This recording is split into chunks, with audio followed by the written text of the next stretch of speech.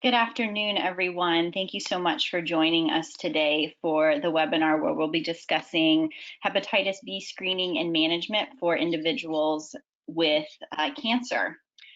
We wanted to thank you all for joining us today, particularly now as many of us in the United States are feeling quite a bit of anxiety with the results of the election coming in, but I hope that this webinar will serve as a helpful distraction for you for the next hour.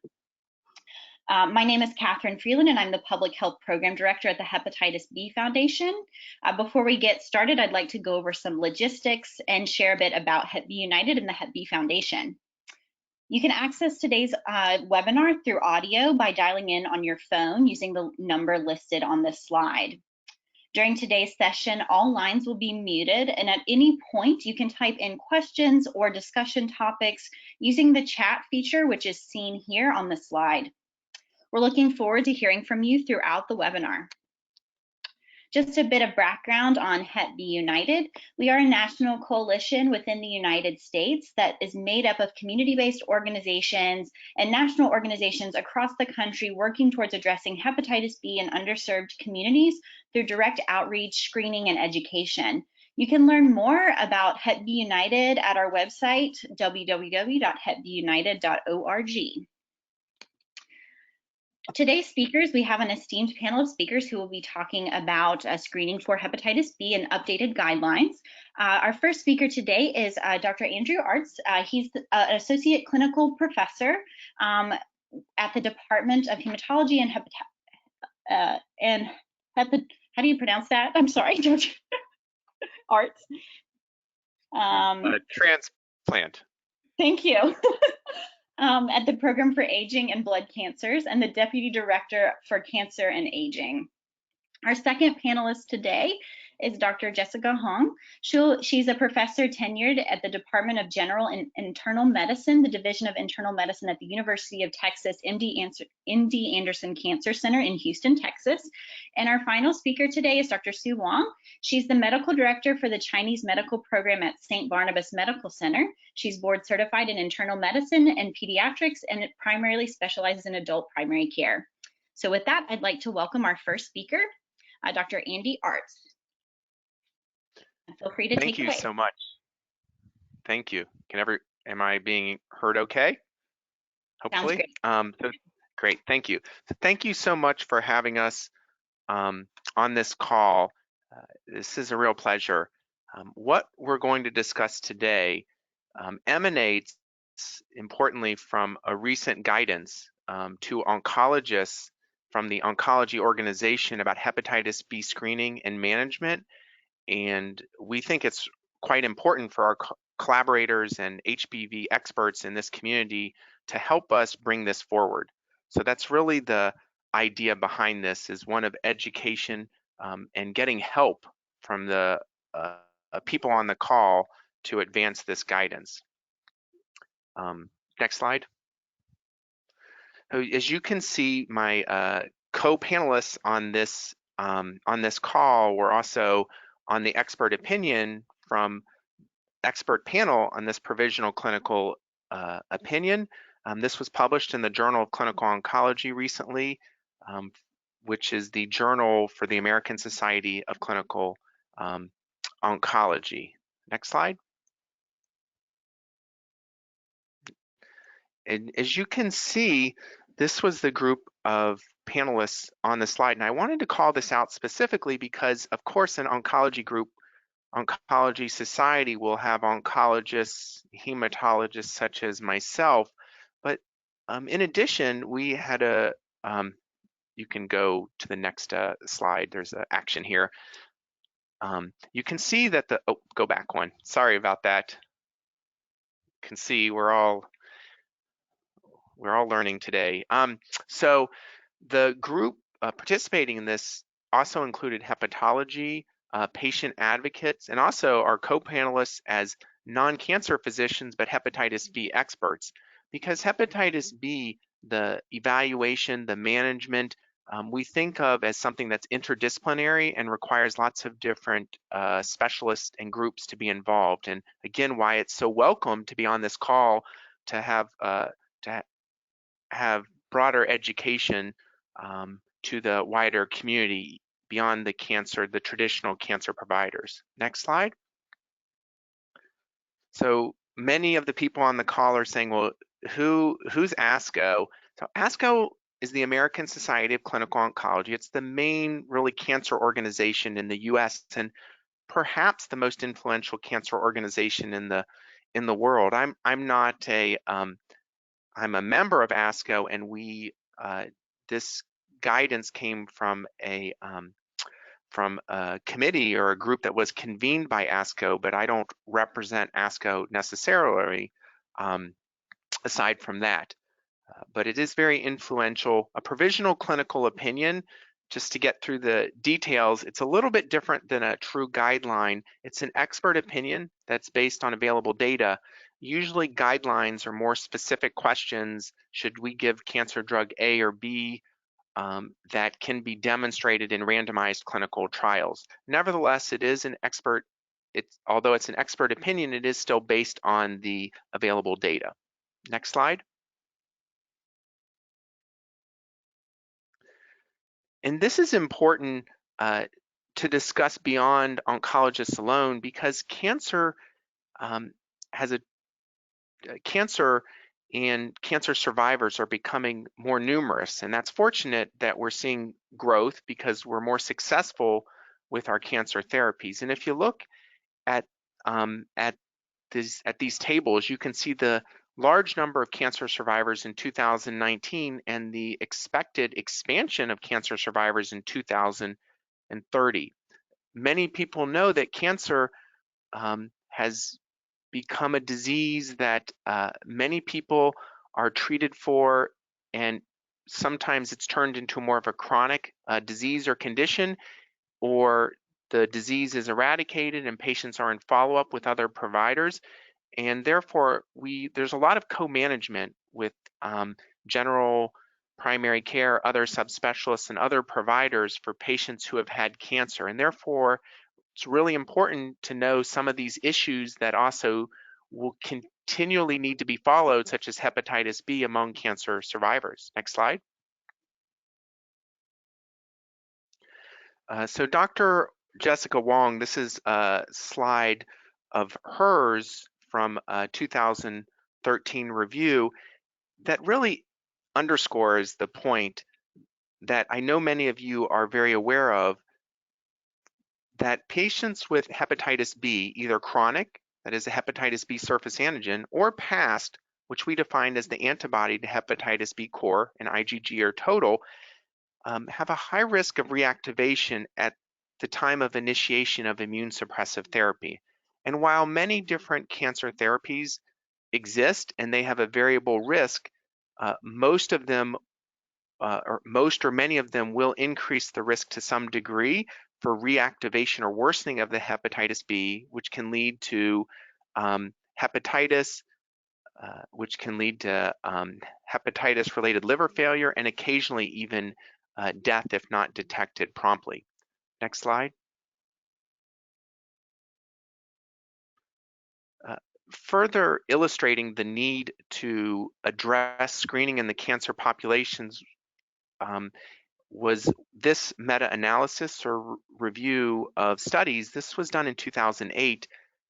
And this, at the time, people were becoming more aware of the problem of chronic hepatitis and certain types of cancer therapy leading to reactivation and adverse outcomes. The older antiviral lamivudine was used in a series of studies with different designs. And in this meta-analysis, though, we can see that overall lamivudine had a very potent effect. If you look at the figure, one is neutral, and anything to the left of the figure favors lamivudine at preventing reactivation. So overall, really potent effect. The converse side of it, if you look at the control group where lamivudine was not administered, you can see that the risk of hepatitis B reactivation was extremely high in these patients, a third, with 7% of the control group actually having hepatitis B related death. Next slide. Another important aspect that prompted oncologists and many of us to realize we needed more formal guidance was the awareness that some of our newer drugs, such as rituximab, or other drugs in the same class of antibodies that target CD20, which is on B cells. So these drugs cause B cell aplasia, essentially get rid of your B cells, and they're very immune suppressive in certain ways, especially for viruses, such as hepatitis B. A lot of reports came into the Food and Drug Administration where clinicians can report events they thought were unusual of hepatitis B related liver injury for patients receiving these drugs, not all of whom had chronic hepatitis, some of whom even had past hepatitis, which at the time wasn't thought to be a major risk or danger for patients. And you can see that with 32 cases of fatal hepatitis B related liver injury, it prompted the FDA to put a boxed warning on the drugs that indicated we should be testing for hepatitis B and managing patients appropriately. Nevertheless, we have all of the other cancer therapies that we administer that need to be addressed as well. Next slide. And for this audience, you can go to the next, that. So for this audience who may be variably familiar with rituximab, it's not only used for cancer patients, but there are a lot of non-oncology indications and non-approved indications where you might see rituximab used, and awareness of the need to evaluate for hepatitis B and perhaps administer antiviral agents is important there as well, although not addressed in our guidance. Next slide. The Provisional Clinical Opinion or guidance has evolved over time. So in 2010, in our initial guidance where the data was less available, we really had a very narrow recommendation of only testing for hepatitis B surface antigen in select cases, and then occasionally antibody to hepatitis B core. And in 2015, a little stronger recommendation on hepatitis B surface antigen testing or core for certain populations.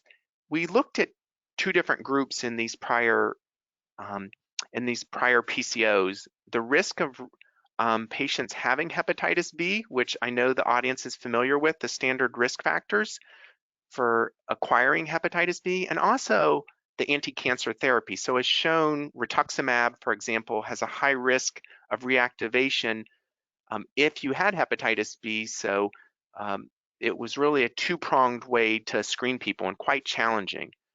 Next slide.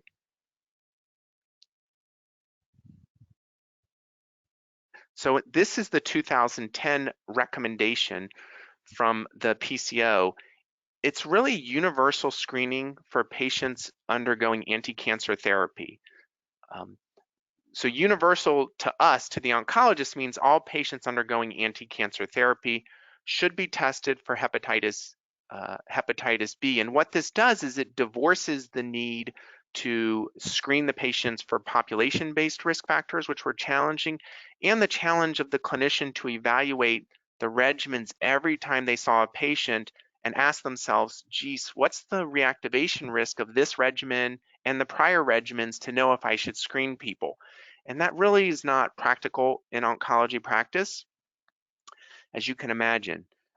The hepatitis B is divided into chronic and past hepatitis to follow our hepatology colleagues' categorization.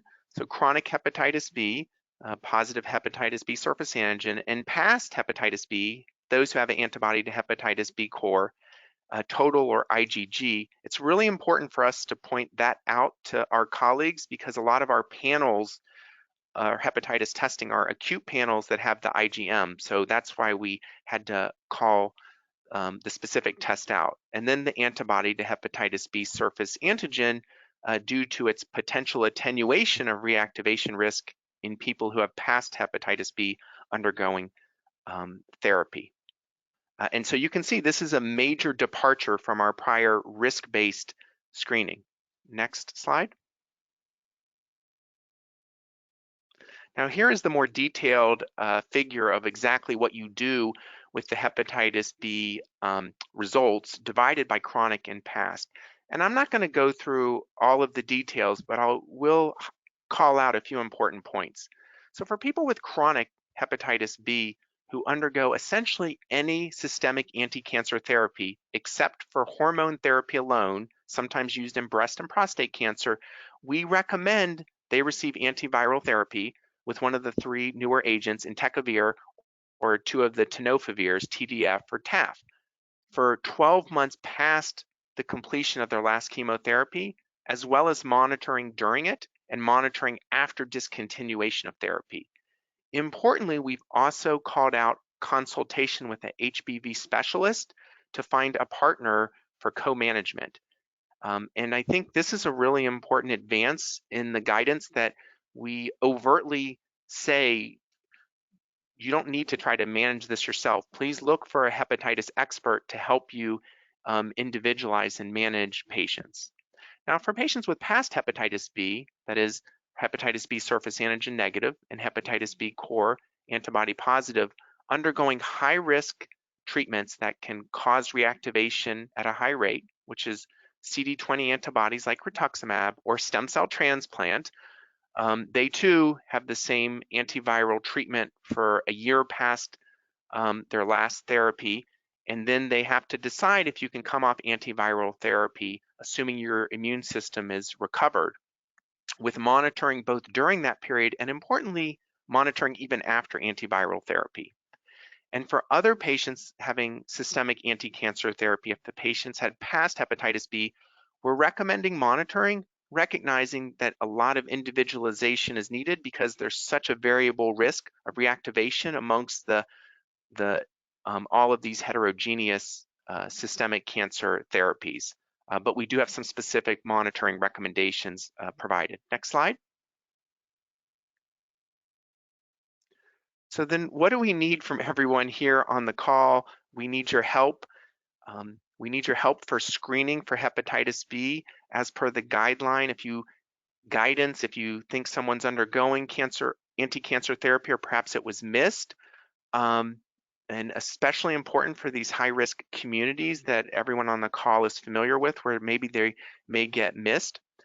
Interpretation of testing is really important for people, again, on the call who are familiar with the testing. Some of the oncologists may be less familiar with the nuances of IgM versus IgG for hepatitis B core, and that antibody to hepatitis B surface antigen is more protective than anything. So awareness of that can be very helpful in the education process, both for the providers and for the patients who are going to have these tests and have questions about them. And then the expertise and collaboration is really needed to help with monitoring, as we showed in the guidance figure. Antiviral treatment, we recommend one of the 3 agents, but who's going to prescribe those, who's going to make sure that they're safe to give and make sure when to discontinue them may need individualization. And then even when people stop antiviral therapy, there still likely exists a risk of reactivation and a need for some monitoring plan to be implemented or followed. So those are areas where we need people's help. So from there, I'm going to turn it over to my collaborator, Dr. Wong. Okay, thank you, Andy. I appreciate everyone on the call today. Today we are going to talk about the evidence on how ASCO came to universal screening recommendations. So with that, we'll go to the next slide. So it's important to identify patients with cancer with Hep B because it prevents reactivation, as Andy just went over. But we know that the screening rates for screening for Hep B are low among some patients with cancer. Next slide. So as Andy alluded to, there's really great evidence to show that antiviral therapy, when administered appropriately, can prevent adverse liver outcomes. And that is one of the essential reasons why we need to establish the hepatitis B status of patients who are getting systemic anti-cancer therapy. Next slide. So the rates of screening are low, and at one institution over time, as depicted on the top, panel over a period of years where various national recommendations and guidances were made available. The screening rates at our institution changed. And the top blue line depicts patients with a hematologic malignancy. And as you can see, the overall screening rates have increased over this time period from 2004 to 2011.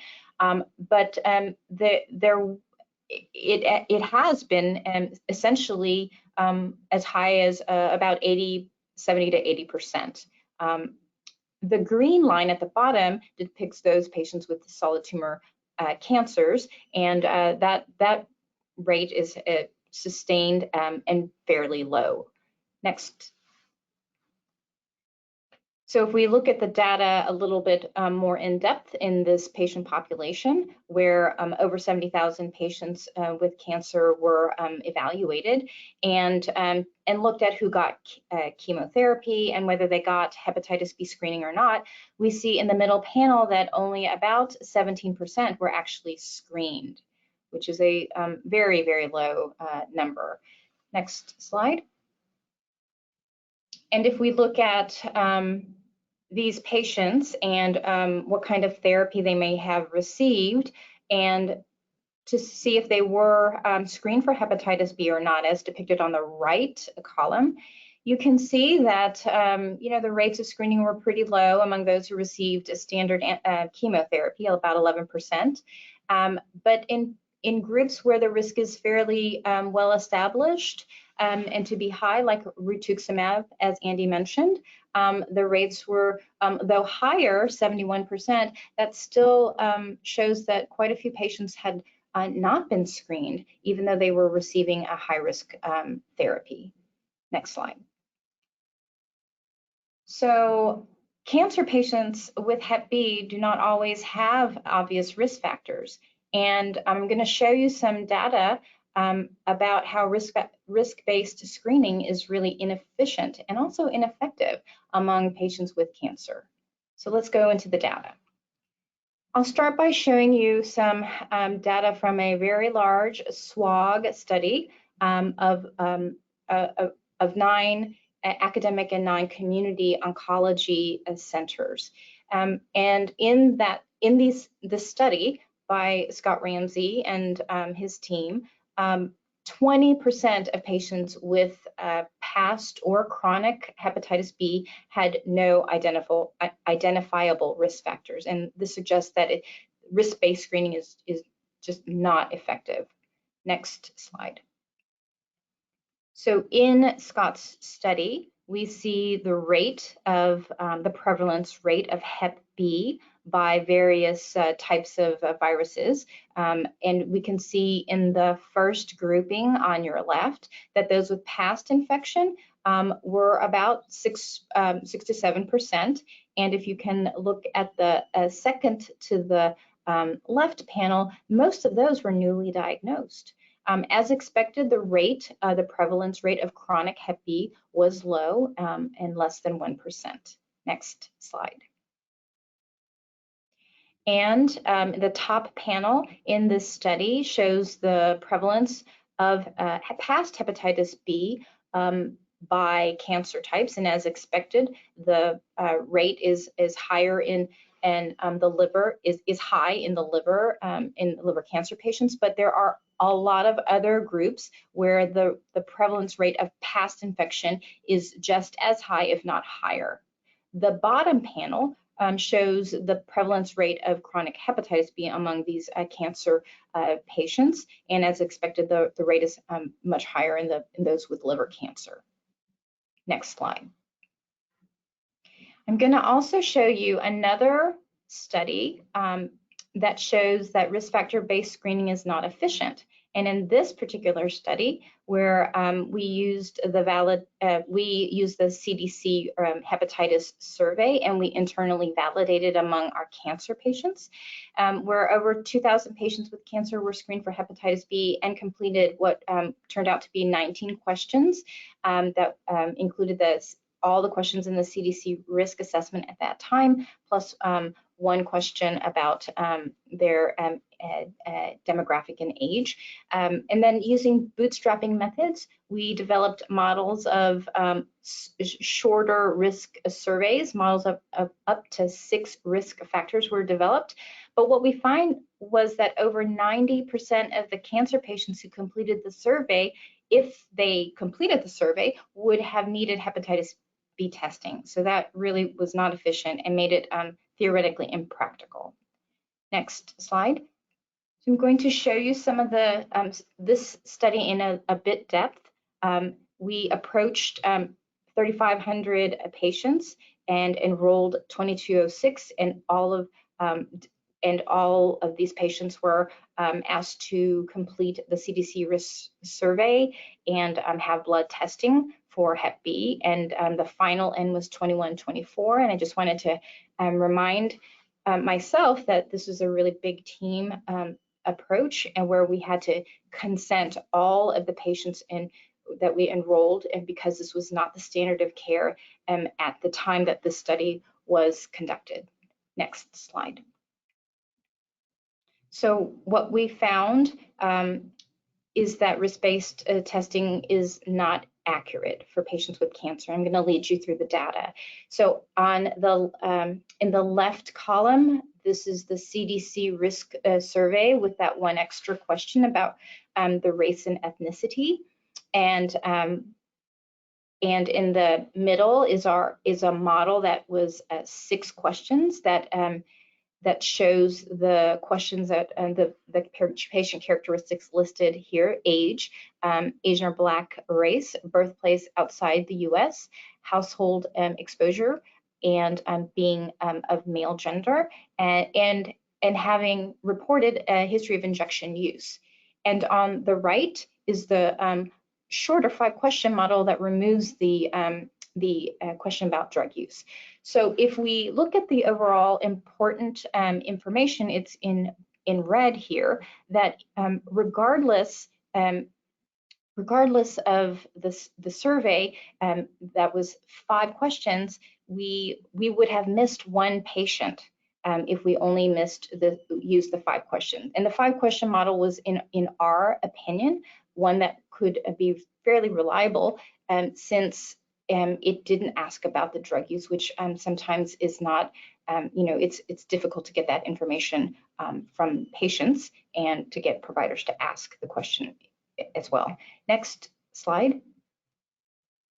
And oops, can you go back 1 slide? So, and then what importantly, this slide shows that the risk-based testing is not efficient, because in all of the models, if a patient said that they had at least one of the risk factors, over 90% of the patients would need to be tested. So it's not really efficient to ask 19 questions or 6 questions or 5 questions, because in the end, over 90% of the patients who completed the survey would have at least one of the risk factors and then would need blood testing. Next slide. So in summary, these are the 2 U.S. prospective studies that indirectly support U.S. Screening recommendations to change, and this really guided the ASCO panel to move towards universal screening. Scott Ramsey's study showed that not all patients with Hep B and cancer had identifiable risk factors, and in our study at MD Anderson, over 90% of patients who took the survey would need to have blood testing. So this was a very, very important step for us as we try to firm up the guidelines to make this a bit more efficient for oncologists and their colleagues. Next slide.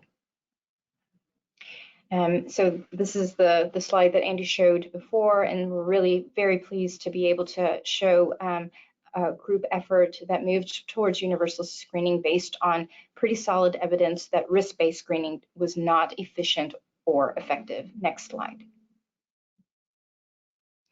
So I'm going to show you just briefly here that some implications for the general population. As of course everyone on the webinar understands, that risk-based screening is a bit cumbersome. These are all of the risk factors that are listed in various national recommendations, and it's difficult to go through all of them with the patient in front of a provider, given time and given lots of other barriers. Next slide.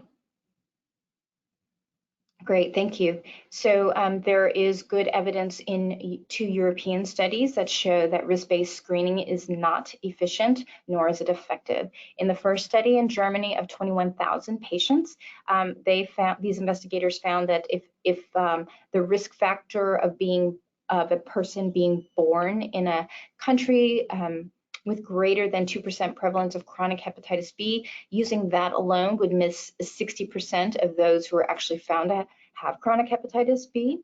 And this study also found that testing only if one of the select hepatitis B risk factors that were studied in this particular project, it would miss 33% of those with chronic hepatitis B.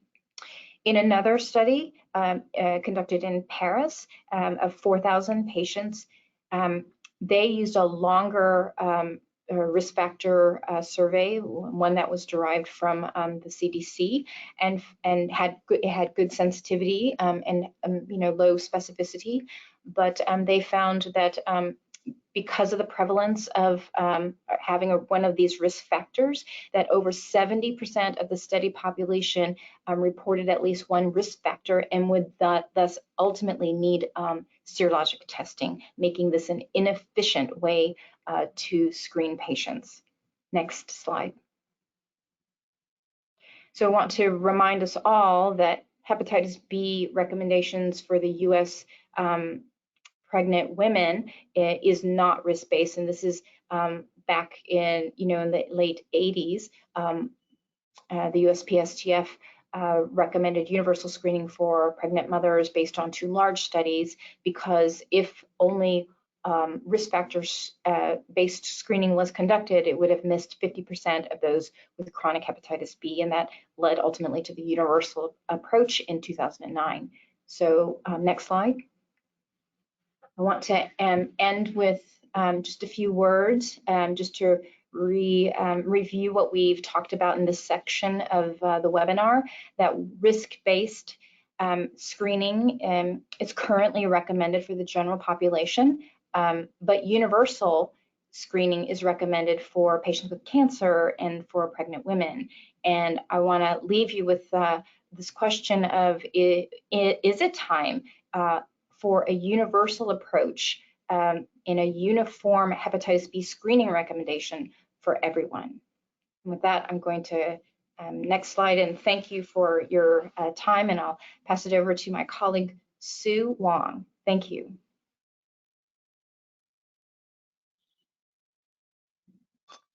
Great, thank you. Thanks, Jessica, and thanks for leaving us with that great provoking thought, which I think so many of us who've been doing this work for so long feel like this is where we need to be headed if we're going to do the right thing in terms of providing important care for people who need it most. So I'm excited to continue this discussion and kind of hone in on what these updated recommendations mean for our communities, and especially with those who are listening, who are involved with Heppy United and working closely with high risk communities, how important your role is in what we do every day. So next. So I want to start with a real story. This is Arthur Ku's story, and this is shared with permission from his daughter, who wanted his story told to prevent this from happening to anybody else. So Mr. Ku was a 66-year-old healthy Chinese American man. He lived in Atlanta, Georgia. He had double vision and was diagnosed with lymphoma in the brain. It was a rare kind of primary CNS lymphoma. In January 2015, prior to starting chemotherapy, he was tested for hepatitis B.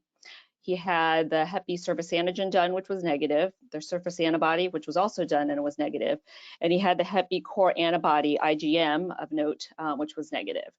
So as has been discussed by the previous speakers, we were with the screening, we're not trying to pick up acute exposure, which is what IgM covers. So Because of this, it did not look like he had had any previous exposure of hepatitis B. And the miss was that the total and the IgG were not done. So his chemotherapy was treatment with temozolomide and methotrexate. He had 5 cycles of it. He was actually finished, and actually he looked great. His daughter said they were excited that he had completed his chemo and the tumor had been responsive. They were about to plan a family trip. They were going on a Disney cruise with the family and the grandkids.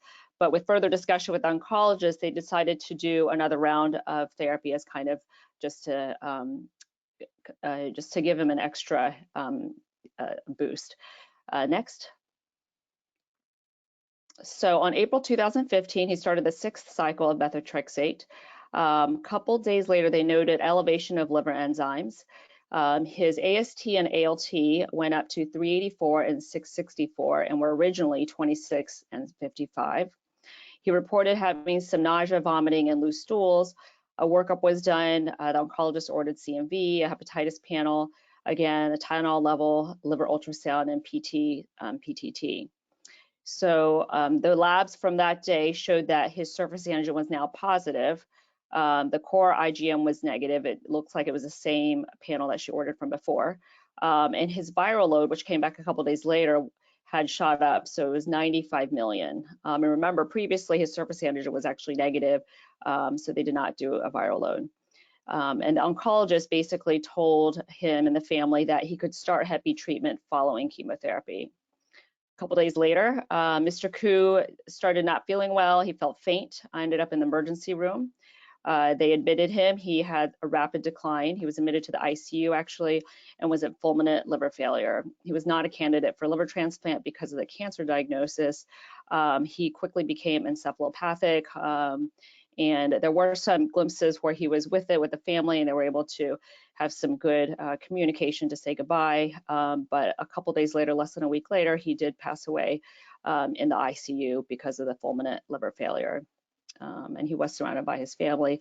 But obviously this was completely unexpected for them because they had thought he was finished and they did not expect for him to pass away from the Hep B, which was not known, rather than the cancer. And so it was really tragic for his family. Next. So in summary, Hep B reactivation can cause hepatitis flare. At times it can be not as tragic and large scale, it can be just a flare, but it can lead to liver failure and death as it did with Mr. Koo. It can interrupt life-saving treatments such as chemotherapy, and it can have tragic outcomes. People with cancer who go into liver failure are usually not eligible for a liver transplant. And the most important thing is that we now know that reactivation is preventable with proper screening and effective antiviral medications with little side effects. So based on the current ASCO guidance, Mr. Liu should have been screened with Hep B's core antibody, either the IgG or total. His initial surface antigen was negative, so he should have been screened with ALT and Hep B surface antigen every 3 months. With the changes, when his surface antigen became positive and his ALT started to go up, antiviral medication should have been started, which was not done in his case. Okay, next. But not only is this relevant in cancer patients, reactivation can occur from different forms of immunosuppressive therapy. And the same in these instances where both currently and previously Hep B infected people are at risk.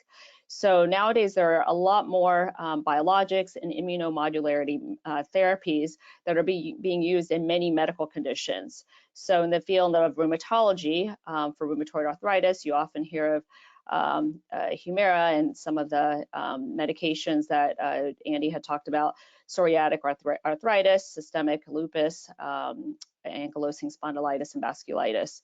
Dermatology, even for psoriasis and pemphigus, some of these are immunosuppressives are used. For GI, Crohn's, ulcerative colitis, and even neurology, multiple sclerosis, glioblastoma, one of the other tumors where immunosuppressives are used. And what we see is that the rate of reactivation from these, from the anti-rheumatic therapies at least, can range from 12 to 39% in those who are currently infected. And for those who have resolved infection, it is lower at about 1.7%. Next. So this just shows that these are recommendations regarding the treatment, screening and treatment for those undergoing immunosuppression occur and exist with other various societies.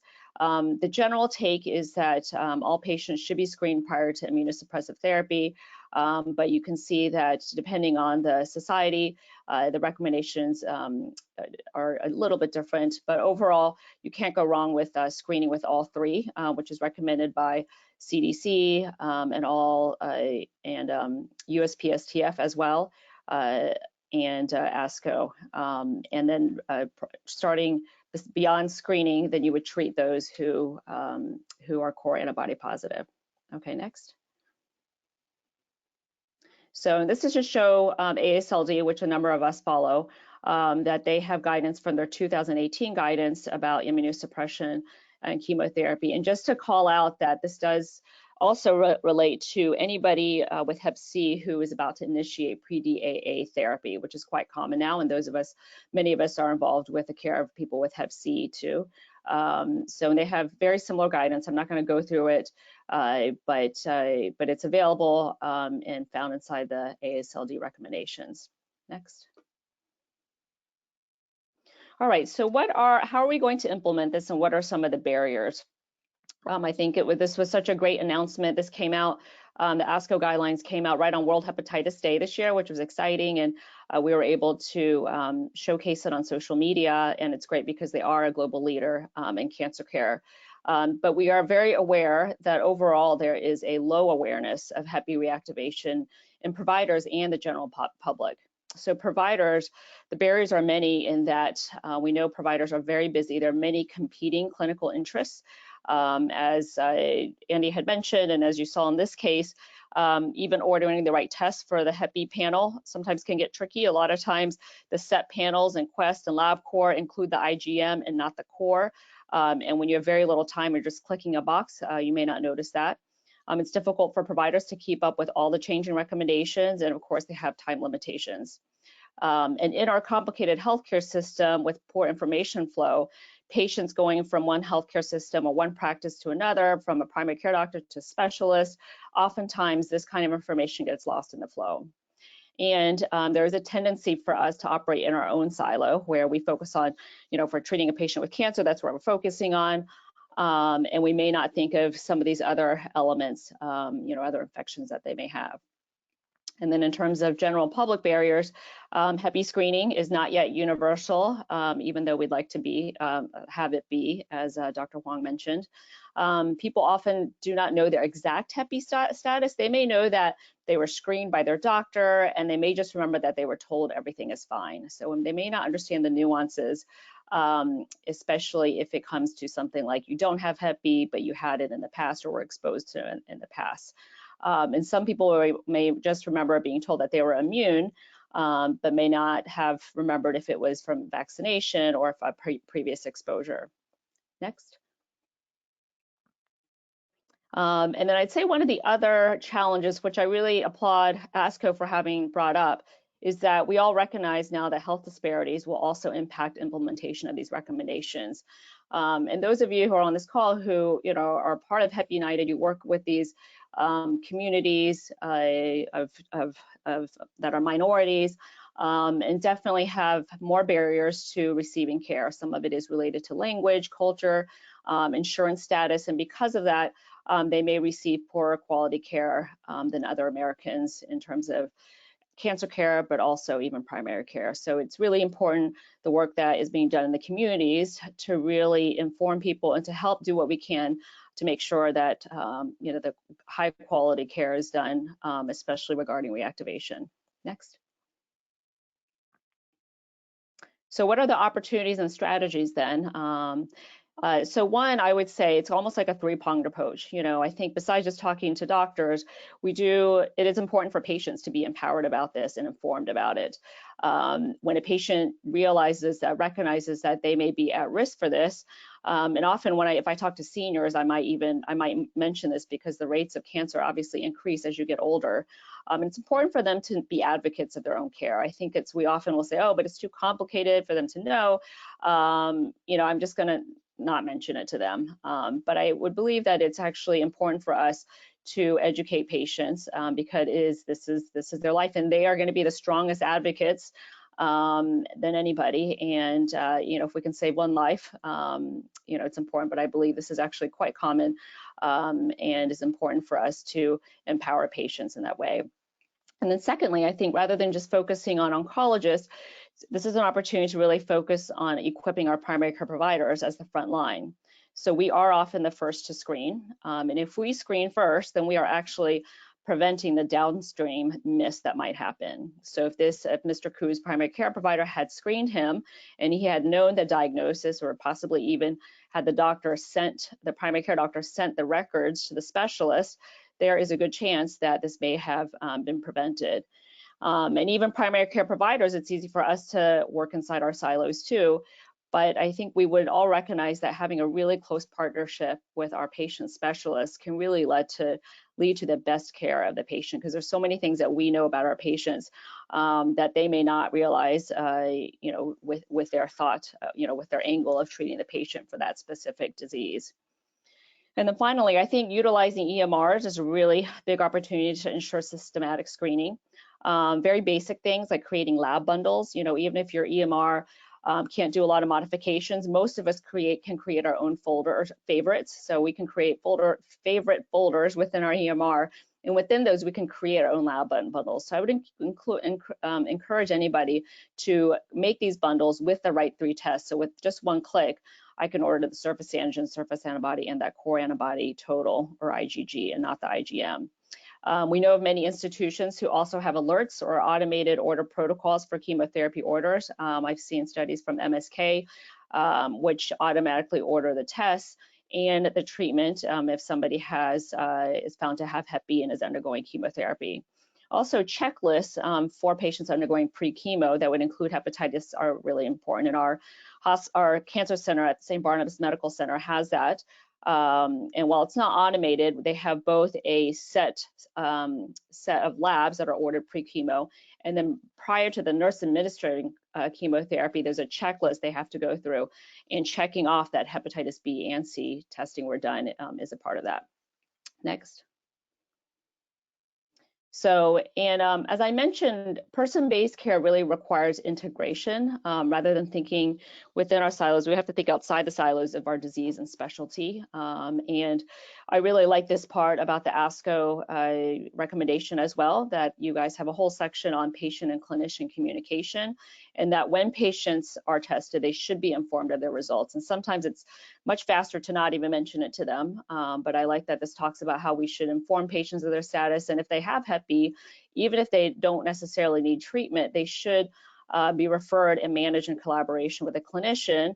And it's great that, we also included that clinician could possibly be a primary care provider. It may not necessarily be somebody who's a specialist, but many of us who are taking care of patients who are at high risk are actually experienced in treating for hepatitis B. Okay, next. All right, and just a plug for this guidance for the primary care provider on Hep B management. This number of us who are part of Hep B United and the Hep B Task Force were part of this guidance, which pulled a lot from AASLD and the number of AASLD leaders who were on this. And Amy Tang was a big part of really making this happen. But just to say that this mention of reactivation is included in a lot of guidances already, and it's just a matter of kind of making sure that we include it. So this just talks about the screening results, and at the very bottom, if somebody's core positive, that we should be counseling people on the Hep B reactivation risk. Next. And this is just another table. I always tell people not screen for Hep B because you find that you might be confused or you're worried about interpreting the results. These tables are easy to find on CDC website and also on this primary care provider website, which is part of UW website if you ever need to find it. Next.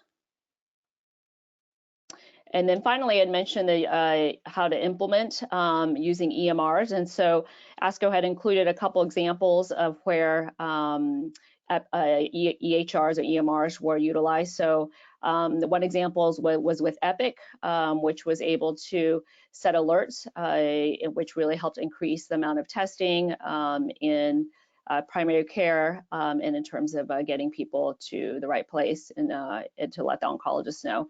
And then one of them was about Taiwan, which talked about how by using the pharmacist, actually I thought this was quite novel, the pharmacist would review the EMR if they got an order for chemotherapy to make sure that Hep B testing had been done.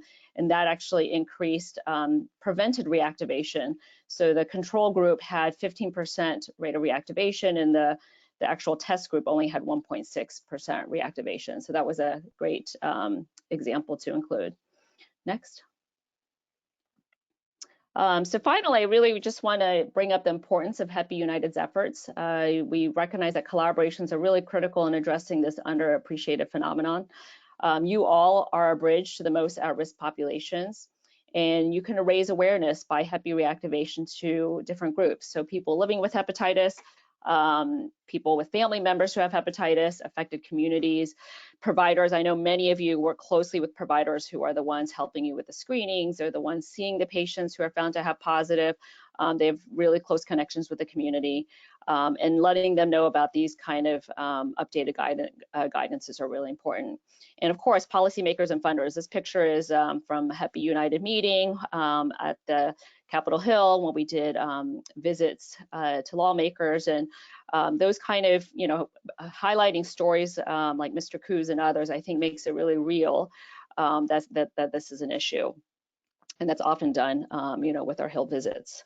So, and then all the screenings that we do in the communities make a difference. You're doing a lot of, you're identifying people with Hep B infection.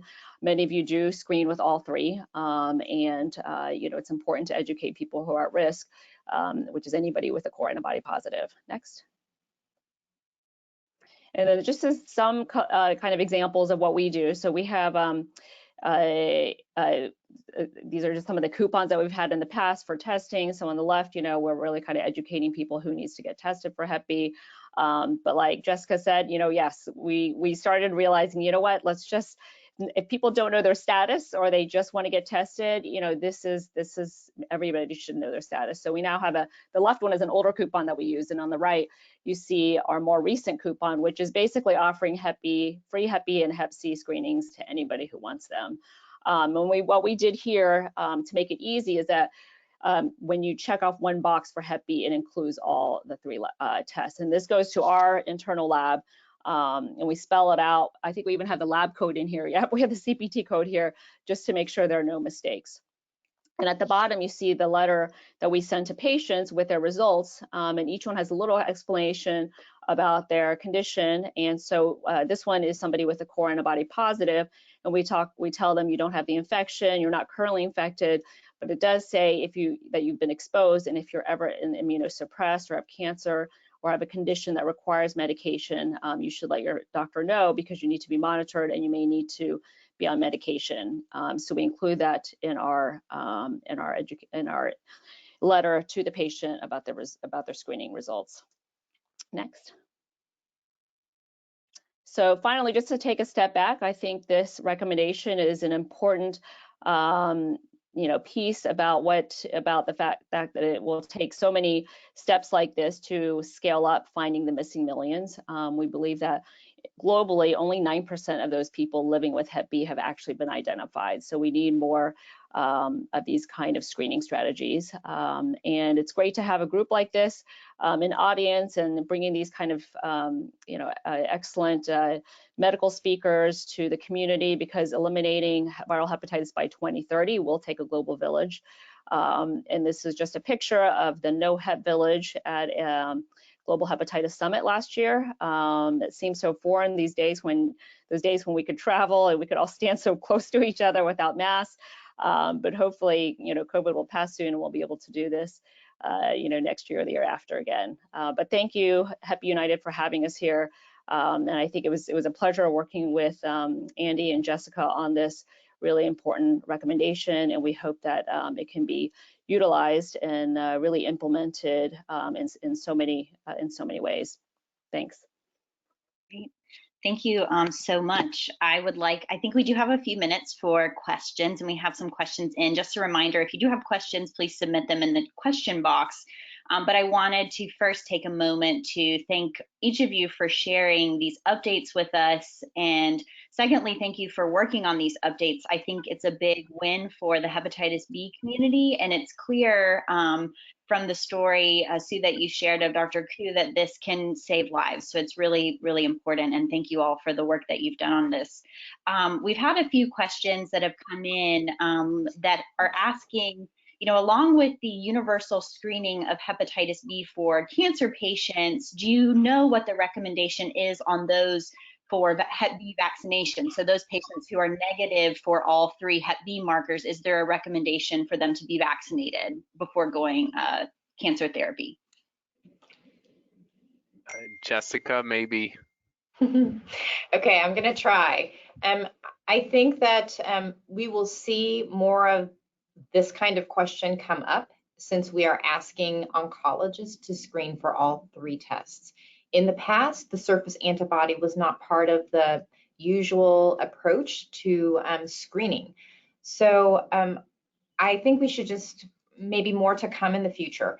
Currently, if there's time for a vaccination to be implemented, whether it's 2 or 3 shots, it should be offered. But oftentimes patients are coming to cancer centers and they need to be treated expeditiously. So it is a bit counter to stop and pause and do vaccinations if they're going to be immunosuppressed, because the vaccine might not be as effective. And with that, I'll pause because Andy is a stem cell transplant expert, and perhaps you could speak to that if you have additional suggestions and recommendations, Andy. That's thorough. Thank you, Jessica. It's the timing issue. We generally don't. These patients are about to undergo anti-cancer therapy, and we just have limited time before their immune suppressive therapy. Perhaps as these partnerships build out and patients are screened earlier, as Sue talked about, then the vaccinations may be able to happen more upstream. Thank you. Can I make one comment though? We have seen some pretty strong data come through that shows that if a patient is core antibody positive and also has a surface antibody positive, that these patients may be at less risk of reactivation. So where I think this question might come up again in the future is with patients who have a core antibody alone that's positive, and perhaps it might be helpful to see if we could vaccinate those patients to get a positive surface antibody. But more to come on that. That is not standard, but that's something that might be considered. Great, thank you. And this is coming in from Dr. Gish. He's stating core antibody equals cccDNA. cccDNA is not cleared after infection, and core has a false positive rate of 2 out of 1,000. Do you agree that there's no natural immunity?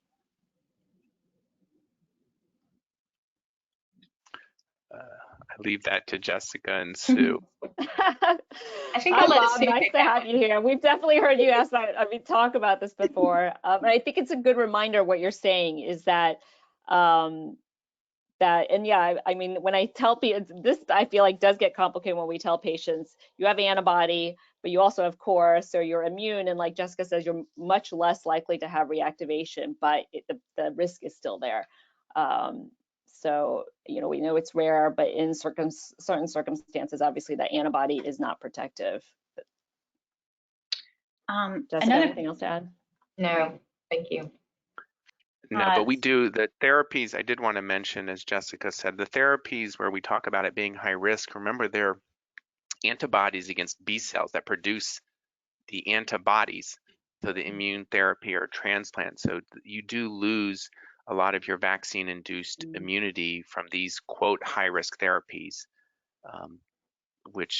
and once that's lost, there are some data showing when the antibody tapers away, I think that the reactivation risk then emerges.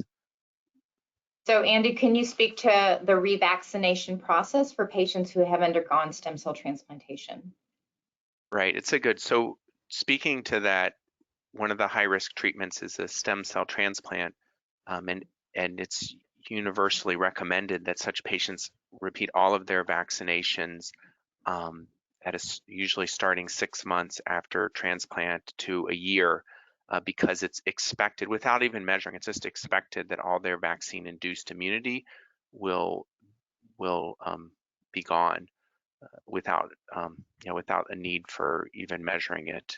With rituximab, we don't, because people take so long to recover their immunity. It really does when you deplete the B cells. And there are a lot of other therapies that lead to prolonged immune deficits.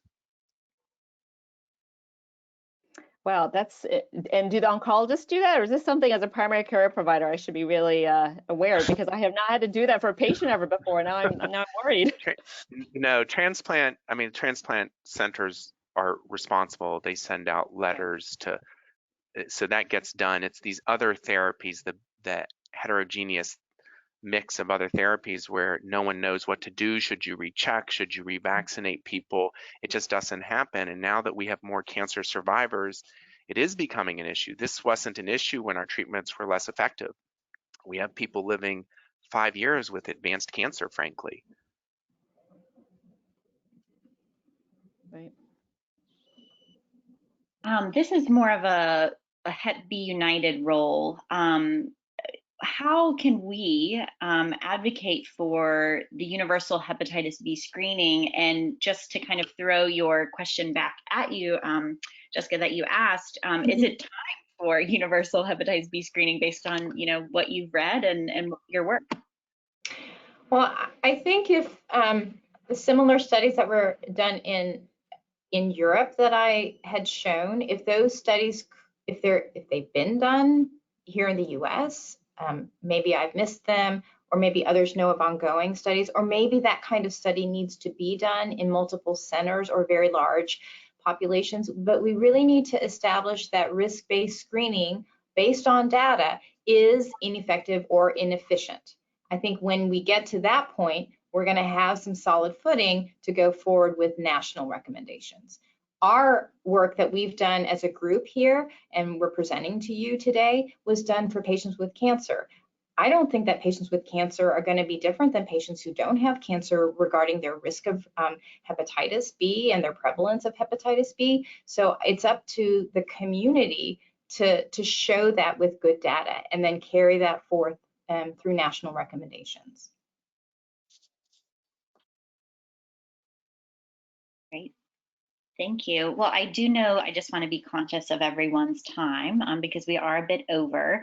We do have a few questions that seem quite a bit more technical that we can reach out to these individuals later to respond. So if we didn't get to your question, we'll respond directly to you via email after the conclusion of the webinar. So we'll be sure to get those answered for you. But I just wanted to conclude with the final slide and thank each of you for joining the webinar today. I hope it was helpful. I would again like to thank our panelists for excellent presentations. And I think it's safe to say that we've learned a lot about updated guidelines for those individuals with cancer for hepatitis B screening. We will be sharing this presentation and the recording after the webinar. So if you've registered, you will be getting a follow-up email. Additionally, we have a survey that's submitted to you after the webinar. So please fill that out so we can evaluate the content of today's session.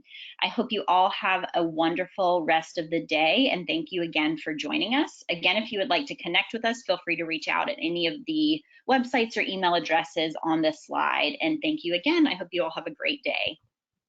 Thank you. Thank you. Thanks for having us. Bye. Bye.